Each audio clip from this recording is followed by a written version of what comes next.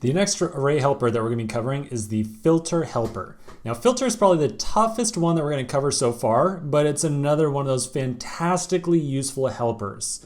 Let's start by looking at an example.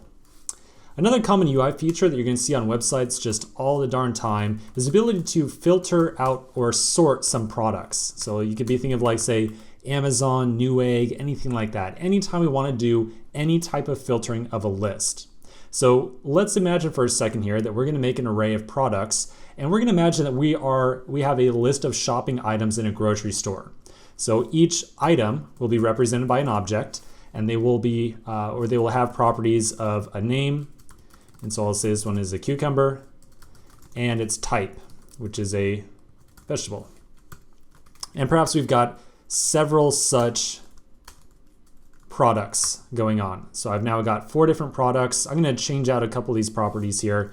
So we'll have a banana, maybe a, well, not a, but just celery, period, an orange, and then we'll update the types as well. So a banana is a fruit and an orange is a fruit as well.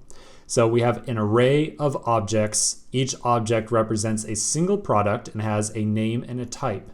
So what is a classic use case here? Exactly what I just said. Maybe these are products that are listed on a product page of sorts. Maybe we're at instacart.com or Amazon, whatever it might be. And maybe our users click some little checkbox and they say, only show me fruit. Out of all the products we have, I only want to see fruit. So we'll start this off with a for loop implementation. We're going to do it the very classic way with a for loop, and then we're going to use this new filter helper that I mentioned. So basically, I want to get all the objects in here, so my banana and my orange, where the type is fruit. So let's write this code. First, I'll start off with an array, so filtered products, and then we have to write our for loop. So for var I equals 0, I less than products.length, I plus plus. I'm gonna give myself just a little bit more space here. There we go. So for each element in the array, I want to see if its type is equal to fruit, and if it is, I'm going to add it to this filtered product selection. So if products at I.type is fruit, then filtered products.push products at I. And now I can log filter products. Oops, there we go. And I've got my banana and my orange here as well. So here is a fantastic case, by the way, with this for loop implementation of why we do not want to mutate an existing array. So imagine if we used this for loop right here and we said, out of all the different products I have, just remove the products that are not fruits. So if I just dumped vegetable, both these records right here, I only kept around the fruits. So in other words, if I mutated my existing products array, if I was doing that, all of a sudden on my client-side application, I am just arbitrarily dumping data out of my application. And we never, just so rarely ever want to just kind of arbitrarily dump data or kind of delete data, excuse me. Instead, what we usually want to do is we want to produce a subset of all the records that we have. And that's why I created a new array here, because I don't want to dump the existing vegetables. I don't want to remove them from the array. I just want to produce a subset of all the different products I have, and I want that subset to only have fruits. And so again, fantastic example of why we choose to use or produce new arrays out of all these different helpers as opposed to modifying or mutating an existing array. Besides that, our for loop here suffers from all the different problems that we've discussed before. We've got all the same boilerplate for the bounds of the loop. And then once we're inside the loop, if another engineer ever walks on the scene here and is trying to figure out what has to go on, they have to spend kind of a non-zero amount of time. They have to look at the if statement, look at the interior of the if statement to figure out what's going on here. And so again, for the 3rd time in a row, I'm going to make the case that perhaps using for loops for everything in our code base isn't the best approach for when we're trying to build a kind of a long-term product. Okay, so let's do a little bit of refactoring. We're going to give me some new lines here just so everything's kind of level on the screen. I want to use a new filter helper to produce the same list of products right here. So again, the name of the helper is filter. Not too bad, right? So let me pull up our diagram here. Something that's going to help us figure out what's going on with filter. And here we go. So in practice, it's going to look very similar to how map looked before. So this diagram itself kind of looks somewhat similar, right? Here's how it works. We take an element out of our source array, which is going to be our products array, and we pass it into our iterator function. That iterator function has to return either a truthy or falsy value.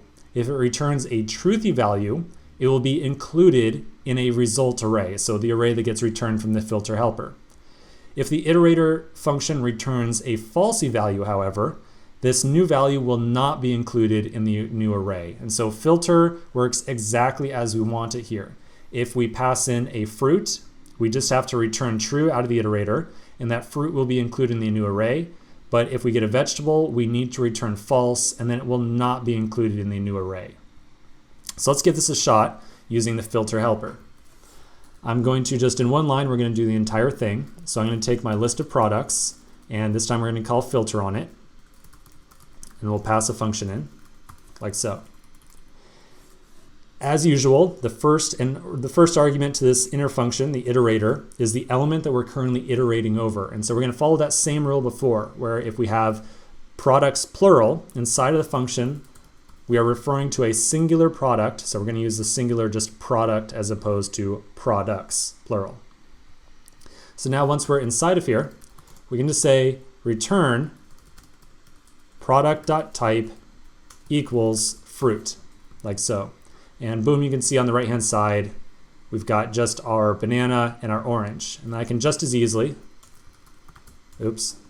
vegetable, and there's our cucumber and celery. So very straightforward for making the change there.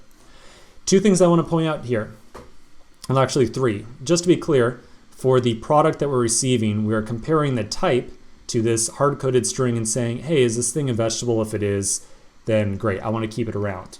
So this Boolean statement right here is going to produce a truthy or falsy value, really just true or false, and then we're immediately returning that. So the point number one that I want to make here is, again, just like with the map statement, do not forget to put in your return statement in here, okay? So don't do that. If you don't put in the return statement, you're going to end up with an empty array because you're going to return undefined every single time from the iterator function. So don't forget the return statement. Second off, and this is another important one right here, be careful with doing anything like if product.type is vegetable, return true. And I'm going to remove the other line there.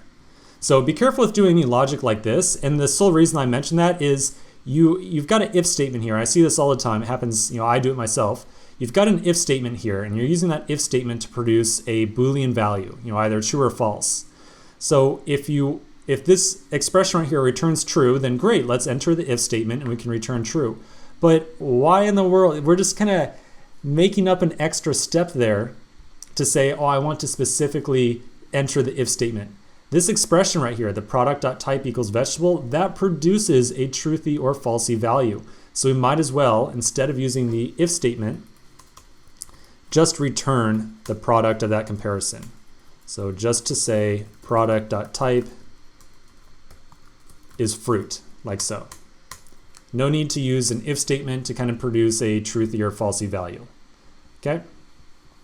Cool, so that's filter in a nutshell. Let's look at a more complicated example in the next section.